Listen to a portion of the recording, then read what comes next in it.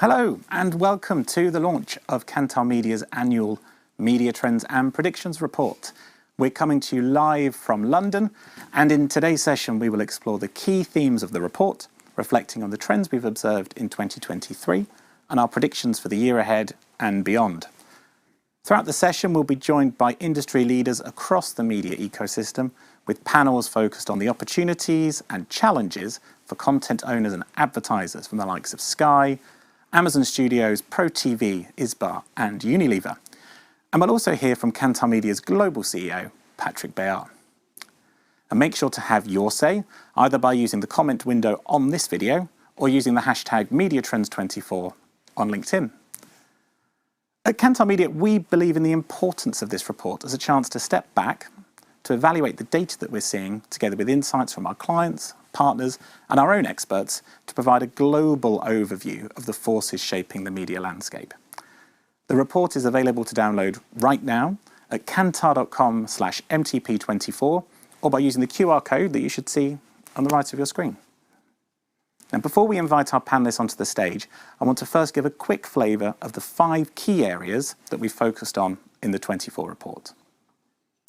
First up, macroeconomics micromedia strategy. Markets are experiencing rapid shifts in economic indicators, but their effects aren't uniform. Who are the winners, and what are the impacts on media consumption? Second, content goes back to the future and around the world. Evolving audience preferences and shifts in content consumption, intertwined with the industry's push to monetize and measure, highlight a market undergoing dynamic transformation. We'll explore this further with our content owners panel up next. Chapter 3, Advertising in the Eye of the Storm. We believe that at no other point have brands faced so many unique challenges all at once. Only insight and adaptation can help them navigate such turbulent times, and we'll tackle that with the advertiser-focused panel later in today's session. Chapter 4, Technology, Game Changers and False Dawns. This year's report provides a deep dive into a year of incredible advances, cautionary tales, and the balance of technology's promise against its potential perils. And finally, Chapter 5 is Strengthening the Signal, Audiences in High Definition. By adopting more advanced strategies, businesses are supercharging their data and enriching their understanding of audiences, but it's not without its challenges, and of course we'll be exploring that further. So before you dive into the report, let's head over to my colleague Louise Ainsworth, who's the CEO of our EMEA region, who's moderating the first of our panels in which we explore the perspectives of content owners. Over to you, Louise.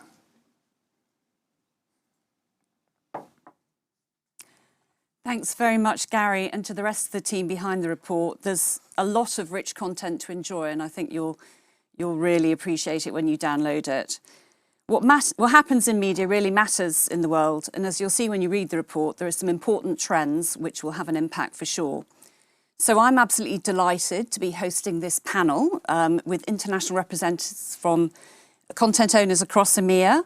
We're going to be talking for about 20 minutes about some of the trends and the priorities and things that you're seeing in your businesses. So here in the studio with me in the UK, I have Lucy Bristow from Sky Media. Welcome, Lucy.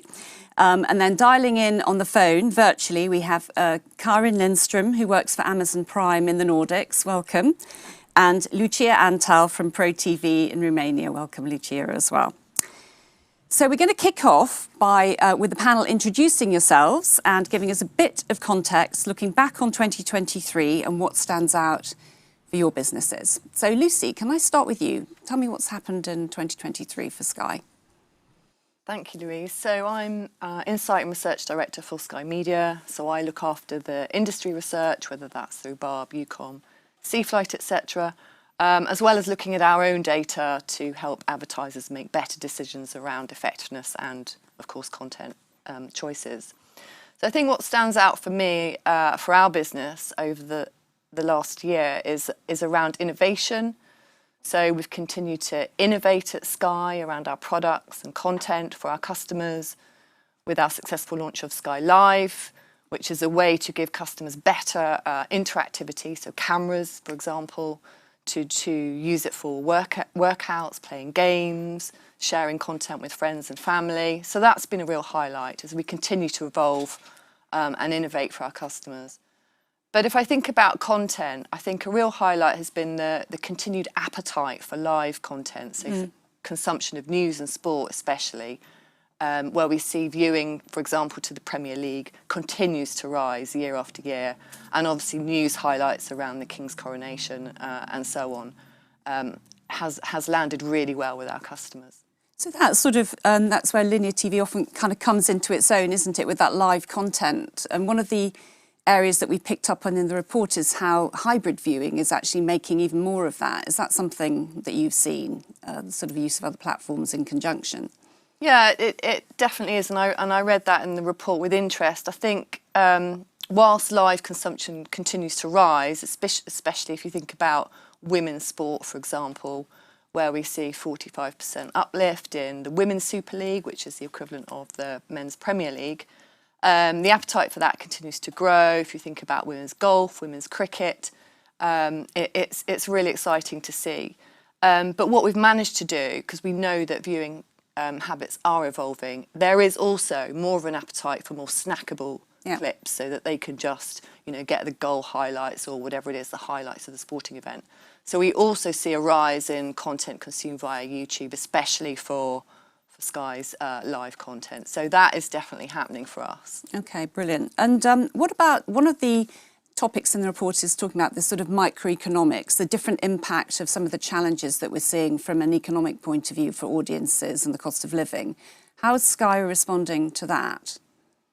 Yeah, and that's a good question. And we talk to our customers. We have an open dialogue with our customers. We research, what's going on with them and how we can help them support customers where that's required. So we do have a variety of packages, if you like, for content or mobile phone on that side of the business. And so our customers can tune into Netflix, HBO content, Sky content for less than £1 a day at the moment. Okay. But obviously it doesn't affect everyone in the same way. So for some customers, they remain unaffected and they continue to sort of buy into all the top tier packages on an ongoing basis. There's quite a sort of differential impact that you're seeing for different segments. Okay. But we make sure that we're looking at them in detail in terms of different needs and requirements, Okay, excellent. Okay, I'd like to come over to Karen now. So Karen, do you want to kick us off by telling us what you've been up to in 2023 so far? Sure. I'm heading up local originals for MGM and Amazon Studios, and I service our prime customers across Sweden, Norway, Denmark and Finland with local productions. And I think for 2023, we've been very excited about unscripted content on our service. We launched our franchise LOL that had already done really well on Prime Video in Italy, France and Germany, and did a Swedish version that did really well for us here in Sweden. So building further on that, we went into a studio and also produced a Danish and a Norwegian version that we're launching later this year. But I think in general, unscripted is a very interesting genre for us, and reality does really well for us. This fall, we've launched a couple of celebrity and talent-led reality shows that has done really well for us as well. So as we are growing, and I've been here 2 years, we've also, of course, building our scripted slate, and but scripted titles does take time. So for us, it's been a lot about focusing on doing, data analysis on where our customers are, what they prefer, what genres within the scripted genres we should choose for our Nordic audiences. And I think a lot of people associate the Nordics to Nordic noir. So for us, it's important to find unique titles that gives a little bit extra in those genres. But action, adventure, thrillers, we see do really well, both international titles and hopefully also the Nordic ones that's to come. So that's very interesting. There is a little bit in the report, I don't know if you saw it, talking about unscripted content and how perhaps there's been a drive for some of that as a result of the writers' strike this year.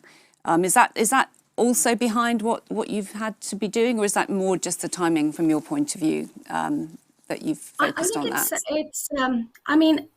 I think that's what's great with unscripted. It is faster to produce. So if we do see gaps, we can faster fill those gaps with unscripted content. So, that's more on a practical level. what we see is that unscripted does really well as a combination. So I think that we need to do both. We need to do both unscripted, scripted, as well as movies. We need to follow the audience really carefully so they don't get tired and that they still come to us for entertainment. And we see on our service that light entertainment tend to work really well. And I mean, for unscripted, I think it's really important also to sort of be bold and try to produce things in a new way. But at the same time, you could always look at the traditional formats that has been done, in 30 versions across the world. So it's a mix. But it's for us also in a launching phase, it's about finding the right talent. So we do a lot of talent tracking to make sure that we find, talents that really wants to do something special together with us. That's brilliant. And how are you using data beyond the talent tracking? Are you using much data to help you with the commissioning strategy? We do, and we do share a lot of the learnings. I think that being in a phase where we grow, of course, we can't only look at our current customer base because that will be very skewed to that. So it's very much about growing across a broader audience. And I think it's one of our challenges that we often speak to producers about is that how do we service a certain demo and then still get the new ones on board without scaring the others away.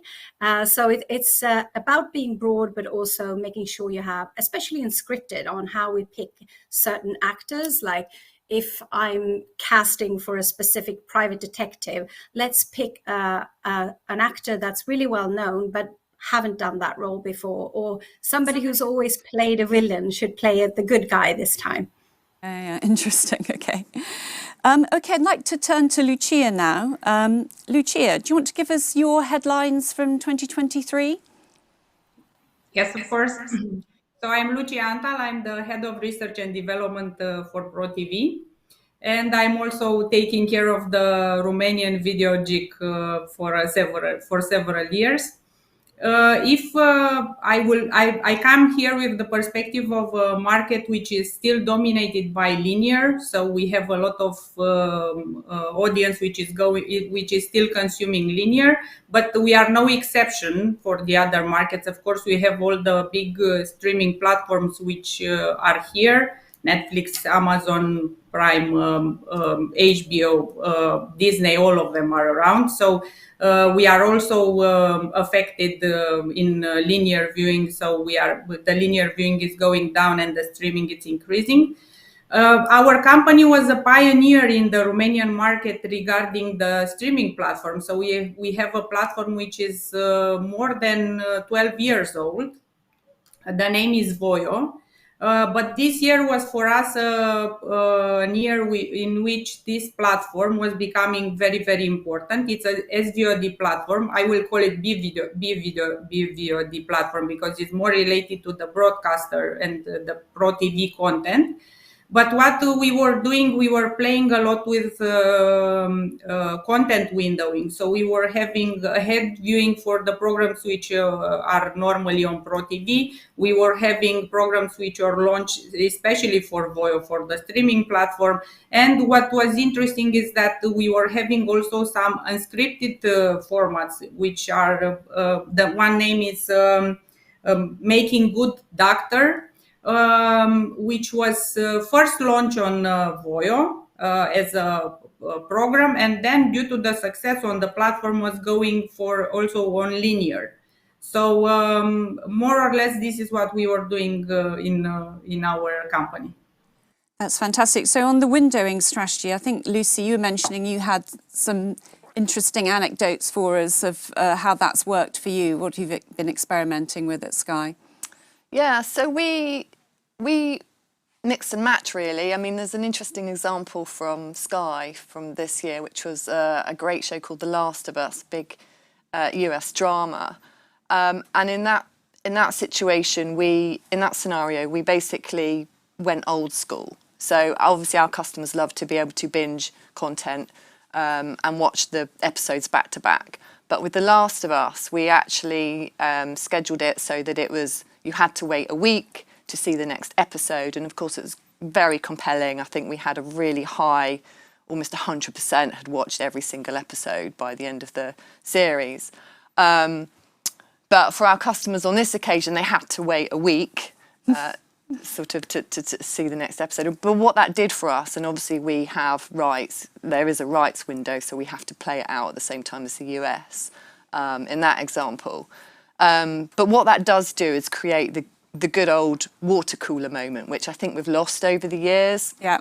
As people have got into the habit of binging, you know, or watching it at different times. But at least with that, people could actually talk about it because I think it dropped on a Monday night, so they could talk about it the next day. Yeah. So we noticed that talkability was really, really high for that show. So that was just a really interesting example of where, you know, we are experimenting. The audiences will come, however, if it's a great show, the audiences will come. And then it's how to make the most of it, really. Yes, there's some interesting comments again in the report on some of the work that ITV's done around windowing strategy. So I'd like to come for sort of final questions to the panel, really. And I'd like to start with you, Lucia.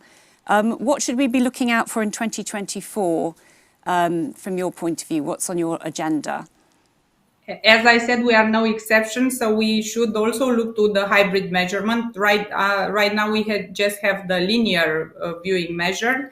So in 2024, we will have the proof of concept for hybrid measurement. So we are lucky that right now with the new contract for measuring the audience, we have PN7 as people meters, which will enable us to do this proof of concept, in which we will also have the focal meters installed in the household. So we are looking forward to the challenges. That'll be great. You'll be able to play with the data, looking at window strategies even more readily then. Karen, what about yourself? What will you be focusing on? Well, we talk a lot with producers about audience behaviours, and I think that especially in the Nordic market, where the penetration of SVODs are really high, it's a lot about like teaching and educating our producers about how important key art is, like how small that picture is that will, make the customer choose that show, but also on, how you tell a story. Like we give the audience will give us 3 seconds before they take a decision. They'll stay for maybe 3 minutes, but after that, you really need to sort of grab them into investing into the whole season. And we also see some great examples of if we keep them for 3 episodes, we get a better completion rate across the series. So we talk a lot about that when we create new titles, and also that a title should be able to live without marketing investments. That is something new, and it needs to be able to live also without having a huge outdoor campaign or I think that is important. As someone else said, like a great show should be a great show and the audience needs to come there. So I think for us looking ahead, it's like the growth, being local, but with a mix of international titles is really focus for us. It's brilliant. We look forward to seeing how that all plays out. And some more Nordic noir for me, please. I love that. So, Lucy, let's close to say, what are you going to be focusing on in 2024? What's important for you?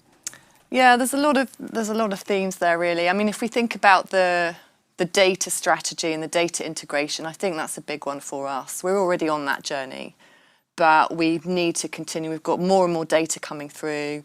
We need to continue to sort of be better at tying that into our great panel data, obviously PM7 information as well coming back. And it's really just figuring out the best ways of linking the data together with the panel information that we're getting to make better decisions for our customers, but also, for advertisers as well. Bringing in the digital data is huge for us. As our audiences migrate across all of these different platforms, the trick is going to be, how do we get a unified understanding of those behaviours and how we use that to make better decisions. Brilliant, yes. Well, that's a great way to close. Thank you so much, Lucy, and thank you to all of the panel for your time and to everyone who's been listening. I'll now like to hand over to Gary.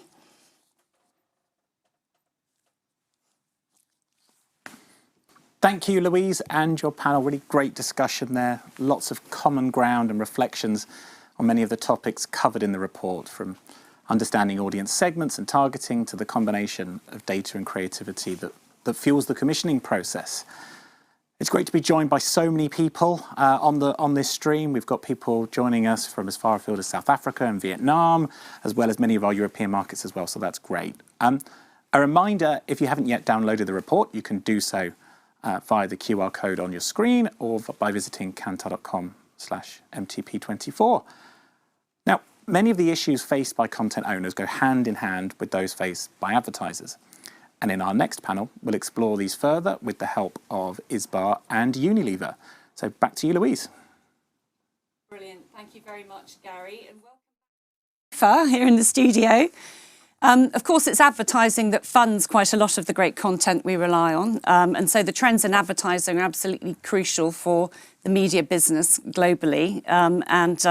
To explore some of the topics that are in the report around advertising, I have here in London Phil Smith from ISBA, the UK Association of Broadcast Advertisers. And also dialing in, we have Taloy, who is CMO for ice cream for Unilever in Middle East and Africa. So to kick off, Media Trends and Predictions paints a pretty difficult picture for advertisers. In our chapter that Gary referred to earlier on advertising in the storm, we talk about the perma-crisis facing brands, from inflation, backlashes to activism, privacy issues, etc. So Phil, let's start with you. Tell us a bit more about ISBA and how your stakeholders are responding to the perma-crisis. Thank you, Louise. Well, yes, we represent the leading brands in the UK across every sector, and there's no question that things are slowing down as interest rates continue to be high and inflation is persistently difficult as well. And those interest rates are starting to bite. But I think through the year what we've seen is quite a mixed picture as you look across sectors. Mm-hmm. So technology, media, telecoms, they've been most in the firing line. The big FMCG brands that have got strong brands have performed really quite well and have continued investing. Travel's been quite buoyant. Retail's been mixed. The financial services sector tell us that they're surprised how buoyant, also how household finances continue to look healthy. Automotive, bit stop-start because of their supply chain, but still investing. I think the thing that you really notice, though, is that people are very uncertain about what's going to come next. You talk about perma-crisis. And as a result, they're being very insistent on flexibility when it comes to their forward plans. Yeah. It's a kind of pattern of behaviour we saw emerge during COVID. That means there's a lot of focus on short-term activation media, so retail media is an area of high interest, and we've just published a standardisation framework for measurement, among other things. A lot of interest in what's going to be happening for brand builders in AVOD, as we see the SVOD players start to rebalance their business models to be more sustainable. But that's not operating yet at scale. Okay. So I think people are still trying to work their way through this. Okay, so that's interesting. So quite a sort of heterogeneous picture, really, when you think about the impact of the cost of living crisis, and that is echoed actually in the report. Yeah, and I'm quite interested in what you were saying about the experimentation with AVOD as well. Maybe we'll see some more on that in 2024 as we look forward. Okay, so the same question to you, Taloy. How are you? Tell us a bit more about your role, and then perhaps tell us how you're seeing the perma-crisis from your region. So I am currently working as general manager ice cream in the Middle East and Turkey region. Our region is, I think, was always a little bit in constant crisis, but in the last 2 years, with the Ukrainian war in the north, and now with increasing conflict, on top of the global economic crisis and inflation and the devaluation of currencies, it's getting more and more intensive. As advertisers, of course, we try to be as efficient as possible. We think advertisement budgets, when allocating production budgets, when allocating whatever is related to the P&Ls. And we try to be as cautious as possible. And of course, this brings us to the questions of what is more efficient in terms of advertisement spending, which channels to use, which media to use. Everything all together, I guess. So I think that sort of that risk factor came out in both of your points, really. The need to really focus on what you know is going to work because of the uncertainty that you see. So, Toloi, are there any kind of new channels that you're using or new approaches that you're using to try and reach your customers more, your consumers more efficiently?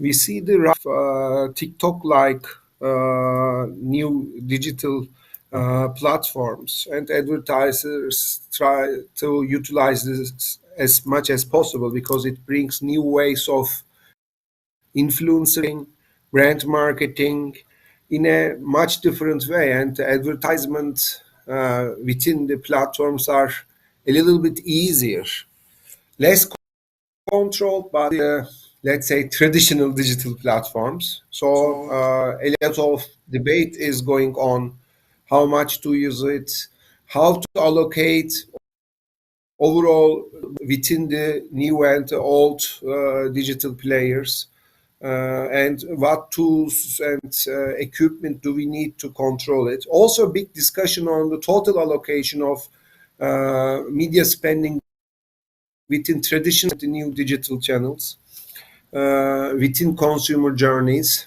These are all discussions going on, and advertisers are looking ways for trying to of everything, measuring the media, cross-media environment. That's an ongoing work. We'll come back to that question of cross-media measurement in a little minute. I did want to ask you about how you're using first-party data, because I think you mentioned before that you've got some quite interesting initiatives you're developing. Do you want to tell us? In Turkey, for example, most multinationals try to get to first-party consumer data, and the development of company apps, which are downloaded by the consumers, is a good tool for that. Millions of users are downloading major FMCG companies to take part in promotion, to get some additional services or some free products, or to locate where the nearest vendor for the product is. Those type of benefits are offered to both customers and to consumers in order to get a better connection to the consumer. For example, one of our Algida app in Turkey, the ice cream app of my company, has been downloaded by 2 million people in Turkey. And wow, that's amazing, isn't it? So that's creating a new way for you to connect directly with consumers and have that direct relationship, which has always been challenging in the past for the FMCG clients. I'd like to come back to something that we touched on a little bit earlier, which is the tension between brand and activation, because, you know, what is that doing in terms of the creative that you're seeing out there, Phil? I mean, how are we going to build brands in this world? It really is quite a big tension, and we certainly see some of the bigger brands talk about how they start to integrate those two. We hear that from the likes of Tesco, for example, who say, you know, you can't view these as two different worlds and they need to be planned together. We have seen some resurgence in empathy and humour in video ads, but I think a lot of the focus is still on what people do within more of the activation sphere. So AI, how long? 20 minutes, 10 minutes before that came into the conversation. A lot of experimentation with AI when it comes to optimising creative assets. We're seeing that in media optimisation as well with some of the tools that are coming forward from the big platforms. But I think the thing that's most happening for the brand builders is that fragmentation of the audience means that they're having to experiment with different formats and with different ways of getting to their audience. As Toloi said, whether that's with TikTok or whether it's with increasing use of influencers, you know, many of them are telling me that it's not something that's optional; it's something that they have to do. So, do you think that creative has to work harder now than it had in the past? Well, I think it always had to work quite hard, and as we know, not all creative worked, but you'd have to assume that the bar is getting higher. And you've also got an audience which increasingly, as you go to the younger end of the spectrum, is quite intolerant of fixed format, longer form commercials. and very often will say that they prefer to learn about their brands through trusted influencers. So thinking about advertising formats and how you manage to entertain at the same time as get a message across is as important now as it ever was. Yeah, okay. Toloi, what about you? How's the Unilever team making sure you maintain your brand metrics in this more challenged and fragmented world? We have established digital squads and expertise departments in order to be 24/7 active on digital platforms and to reduce the cost of digital presence, consistent presence in the consumer's environment. We call it the U Studio, and we have established also it called DMC department, which combines media, digital, and even commerce during the consumer journey. As much as possible, establishment of special departments and functions, even to follow up the influencer programs, because there are many of these people and you have to be within a certain territory of communication and main message given. This requires some energy. It's not like that you create one copy in some agency and advertise it across the channels. Many messages, many influencers, many platforms happen at the same time, and we try to keep the oversight, actually. So you mentioned earlier the needing to start to think about measurement and reach across platforms, Toloi. Do you want to just talk a little bit more about what you're hoping to achieve there? Significant. So I'm sure everywhere it was the same, but in the last 3, 4, 5 years, the allocation of digital media spending within total budget was a important metric for us to track. And of course, as everyone knows and everyone does, the total proportion of total digital media spending has increased significantly within our total communication budgets. And the measurement is not that precise and holistic as we know from traditional media. So we don't know about the quality, we know the frequencies we reach, but some other factors are missing. And within the Turkish Total Advertising Federation as well, we try to establish a sound system of measuring cross-media, as also some other European and VFA also supports, in order to have a sound basis of tracking what the investment brings us back.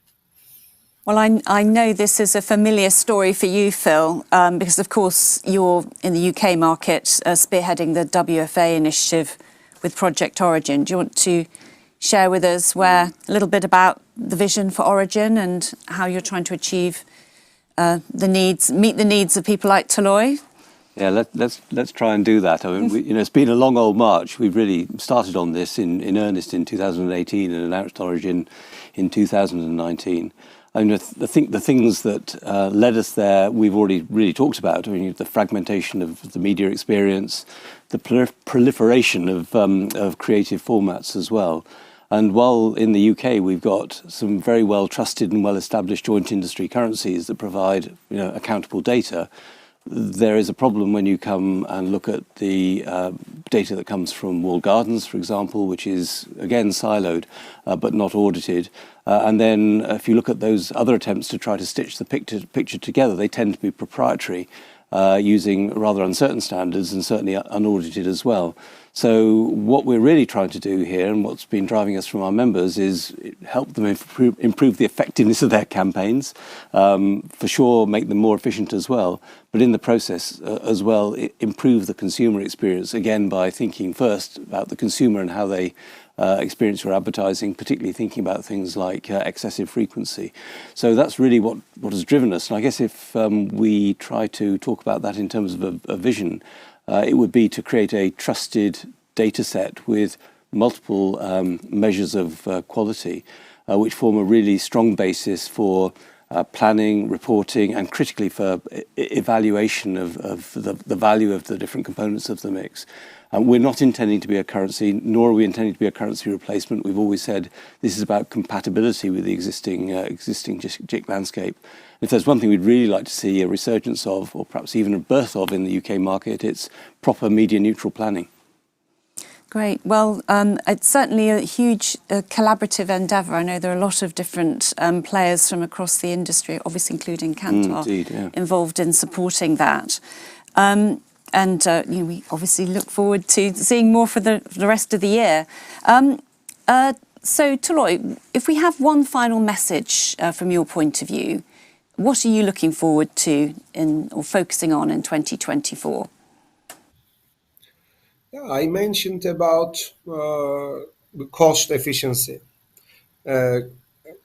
compared to performance. And by performance, we need to be very aware of equity building, because in new media, everything gives us reach, and probably it gives us also frequency. But the ability to give some messages of 15 seconds or longer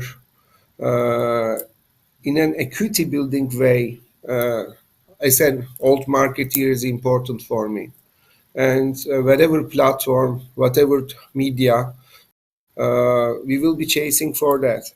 Yeah. And hopefully we will find it. I hope so too. I hope so too. Phil, do you want to add anything to Toloi's search for equity? For sure. For us, the big challenge is taking Origin out into the market in 2024. So moving from where we are now with 5 advertisers in alpha trial into beta trial in the new year with 35 advertisers, many of whom have been funding the programme since the start. Completing the build of the Kantar panel, which is well underway now. Refining our virtual ID models so that we can create some proper accurate measurement, and then going through our pilot and then getting to launch. So that will be a massive achievement in 2024, and lightning speed in sort of JIC landscape terms, I think. Brilliant. Yes, well, we're looking forward to that. And thank you so much to both of you, and for the great conversation, talking about the challenges that we see in the advertising space. A lot of these topics that we've talked about are in the report. So please do enjoy reading about them and seeing some more examples in there. Thank you. Thank you. Thank you. Thank you, Louise, Phil and Toloi. We've covered a lot of ground from media trends and predictions, but before we move on, I want to give a quick reminder of how to stay up to date with the latest content from across Kantar Media. So if not already, please make sure that you're registered to receive our regular newsletter, Audiences Unlocked, as well as breaking news announcements by joining our distribution list. And there should be a link in the comments of this video. And of course, follow us on LinkedIn at Kantar Media and receive alerts to the latest videos by subscribing to the YouTube channel right here. As well as this year's Media Trends report, there are 2 other global reports produced by Kantar Media designed to guide strategic decision-making for leaders in the media and advertising ecosystem. The first, Unlocking Value, released in the spring, has 2 complementary guides for media owners and advertisers which focus on the benefits of people-based measurement, the importance of expanding beyond linear TV measurement, and contextualising the rise of online video. You can download the guides at kantar.com/unlockingvalue. And released 6 weeks ago, Beyond Bias is our new guide for marketers, drawing upon TGI insights, opinion from our in-house experts, and inputs from more than 30 clients and partners around the world to explore ways to boost marketing effectiveness through people-centric segmentation and targeting. In the guide, we explore opportunities to reveal new audience insights by connecting datasets, balancing global and local perspectives when targeting across borders, and understanding how to compare media on a truly level playing field. You can download Beyond Bias at kantar.com/beyondbias. There's been a very busy year here at Kantar Media, and a few months ago, we welcomed our new global CEO, Patrick Béhar. Patrick sat down with Kantar Media's own John McCarthy a couple of weeks ago at New York Ad Week to give his reflections on 2023 and the role that we have to play in supporting stakeholders across the ecosystem. Well, Patrick, thank you for joining us for this recorded segment. Thank you for having me. And we're recording it actually a couple of weeks ahead from New York Ad Week, which is where we're here. and where we've heard from some of the world's biggest media buyers and sellers as they talk about how they're tackling disruption. What do you think businesses should prioritize in the coming year to tackle that disruption? Look, it's been a difficult 2023 year from an advertising budget standpoint, right? The cost of living crisis, the inflation, the cost of energy, hitting consumers in all the markets. And I've said a while ago, and I believe that the entire advertising ecosystem has a big role to play in terms of supporting that state of the economy, right? I think there are categories in advertising that have a big role to play in terms of supporting the cost of living crisis. And as a key player in the measurement industry, in providing data insights to the entire ecosystem, whether it's on the buy side or on the sell side, we've got a lot of value to contribute to that. So point number one is we have a role to play, because we have a role to play in bringing information, insight, and foresights to the people so that they can optimize their advertising spend. But not just the advertising spend. We also have a role to play in terms of helping media owners make better content investment decisions as well, right? As we all know, content investment for any typical media owner is north of 50% of their cost base. And the more we can help them make effective and efficient decisions, the better it is for everyone in the long run. So that's the way I'm thinking about it, which is a tough economic condition in 23, likely to continue into 24, how the ecosystem works together to be able to deliver more insights to help all the players. Okay, so that whole idea that you've expressed is one that you've expressed here at New York Ad Week and at many other conference platforms since you arrived leading Kantar Media in September.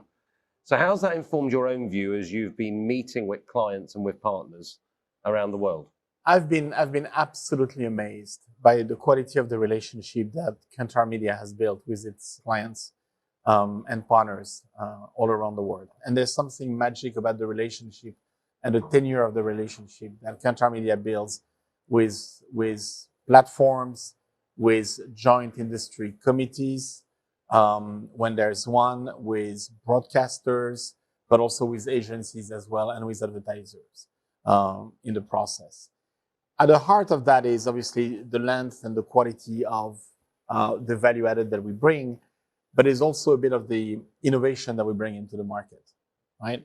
And one of the things I want to further explore with the Kantar Media senior team and with all our partners and clients is the future is about combining big set of data with high quality currency grade calibration panels and with amazing advanced data science to make sense of all that and deliver that in a cost efficient way and deliver that in a flexible way so that people can use it fast overnight and customizable so that we can adapt it either to the specificities of a given market or a different country, but to specific requirements of different players in the industry. You put that into the blender, I think you've got the magic solution that we need to drive our industry forward together. Great. Well, huge ambition there and a lot to look forward to in 2024 and ahead. Now, our viewers here might not know this, but you're actually a qualified economist and statistician. So just to close this segment, what prediction from the report resonates with you most in this year's 2024 Media Trends and Predictions? So thanks for reminding me of a particularly painful portion of my student life. There's a very famous French song that I'm going to quote on that one. Okay. Which is from Jean Gabin. You may know Jean Gabin is a famous French actor, but he used to be a singer as well. Right. And his last song when he was in his 60s was I Know, je sais, in French. And the song finishes by, I'm in the second part of my life, and what I know, I will never know. So as a statistician, you know that you look at the past to inform the future, which is always a dangerous thing.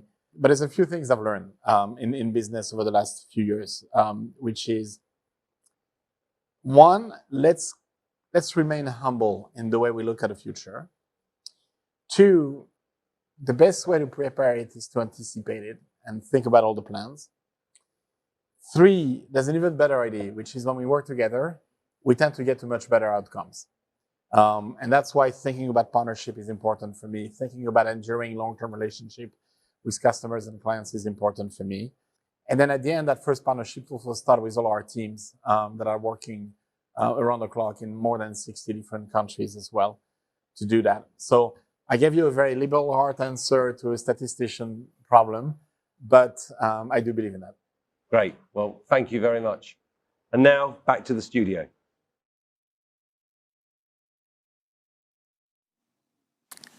So it just leaves me to say a big thank you to all of our contributors today. Lucy, Karin and Lucia from the Content Owners panel, Phil and Taloy from the Advertisers panel, and of course to Louise, Patrick and John from Kantar Media. A big thanks to all of you for tuning in today and reading the report. Those who registered for today's session via the Kantar website will receive a short feedback survey, so please let us know what you think. And there's also an opportunity for you to comment here on the YouTube video or on LinkedIn, or get in touch with us directly through our website. We're really keen to hear from you. So I really hope you've enjoyed today's session. Enjoy the rest of your day, and goodbye from us.